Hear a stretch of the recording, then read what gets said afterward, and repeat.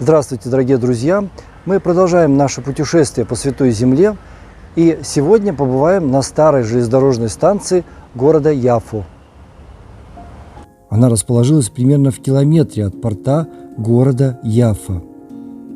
На границе первого квартала, еврейского квартала вне стен старого Яффа под названием Неве-Цедек и немецкой колонии. Сегодня она отреставрирована и стала еще одним уютным уголком города, в котором любят проводить время горожане и туристы, засиживаясь в атмосферных кафе и рассматривая дизайнерские магазины и художественные галереи. Это место, эта железнодорожная станция, как и, наверное, все в этой удивительной стране, имеет свою историю. Как я рассказывал в предыдущем ролике, паломники, прибыв в Яффский порт, добирались до Иерусалима пешком в составе турецкого каравана в течение нескольких дней. Самостоятельное же путешествие было небезопасным.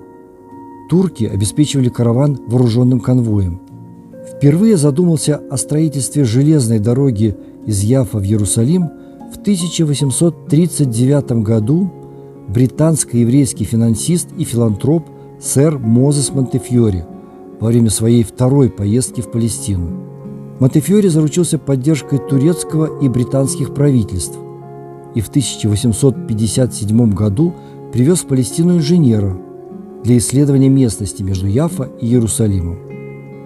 Идея заинтересовала консулов Австро-Венгрии и Британии, но турки, осознав потерю прибыли от караванов, всеми способами тормозили проект, и в конце концов Монтефьори потерял к нему интерес. Были и другие предложения о строительстве железной дороги, в частности от иерусалимского архитектора Конрада Шика, французского инженера Фердинанда де Ласписа, который с успехом руководил сооружением Суэцкого и Панамских каналов. Но турки всячески блокировали развитие проектов. С их точки зрения железнодорожное сообщение служило только интересам европейских держав в их устремлениях упрочить свое присутствие в Палестине. Наконец, 28 октября 1888 года иерусалимский предприниматель Иосиф Навон, он происходил из еврейской сефардской семьи и к тому же был гражданин Отоманской империи, получил разрешение фирман от турецкого правительства на строительство и эксплуатацию железной дороги сроком в 71 год с возможностью продления ветки в Газу и в город Шхем-Наблус. Он заплатил за разрешение 5000 турецких лир, а на строительство денег у него уже не было. Тогда он отправился в поисках финансирования в Европу. И оно нашлось в лице Бернара Кола, французского предпринимателя, выделившего первые 1 000 000 франков. Всего строительство ветки из Яффа в Иерусалим обошлось в 14 миллионов франков. Работы по строительству официально начались 31 марта 1890 года. Оборудование использовали от обанкротившейся к тому времени компании Панамского канала. Для доставки оборудования и материалов к месту строительства была проложена узкоколейка шириной колеи 60 сантиметров. Узкоколейка соединила порт и основную железную дорогу. Узкоколейку в дальнейшем использовали для доставки товара из Яффского порта на железнодорожную станцию. Небольшой фрагмент ее сохранился на улице Розиель.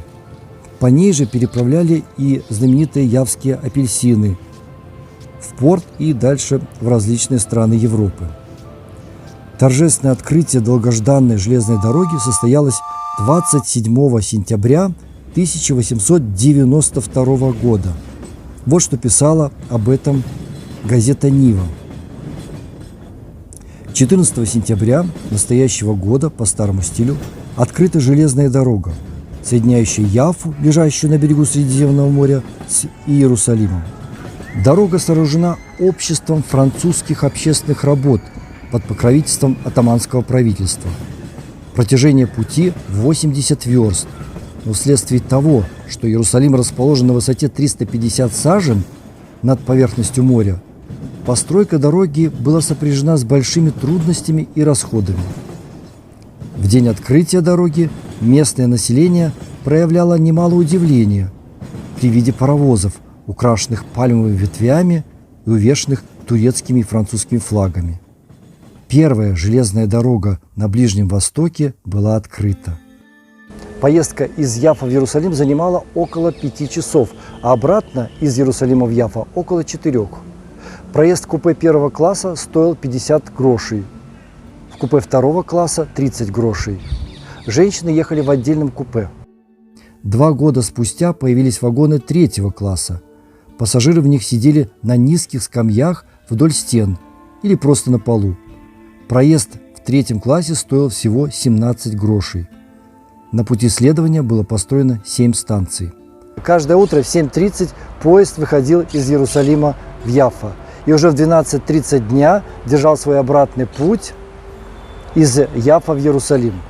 Поезд шел так медленно, что весной некоторые пассажиры ухитрялись выскакивать из вагонов, чтобы нарвать полевых цветов.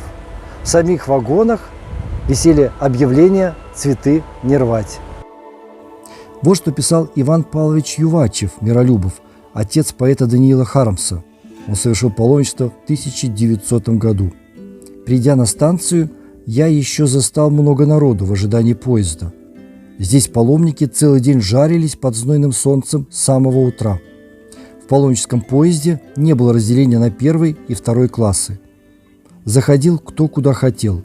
Пришлось и мне втиснуться в толпу людей и стоять в вагоне всю дорогу до Иерусалима. Прислуга поезда переходила через головы пассажиров по спинкам скамеек. Платформы вагонов тоже были заняты. «Да, — подумал я, — мы теперь с этой железной дорогой много выигрываем в скорости.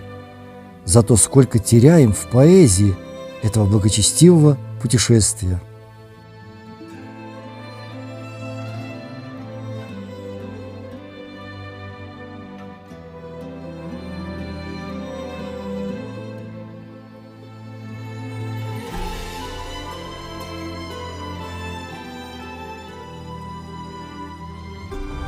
Наше сегодняшнее путешествие закончено. С вами был гид по Святой Земле Сергей Алексейчик. Подписывайтесь на мой канал, ставьте лайки, пишите комментарии. И храни нас всех Господь!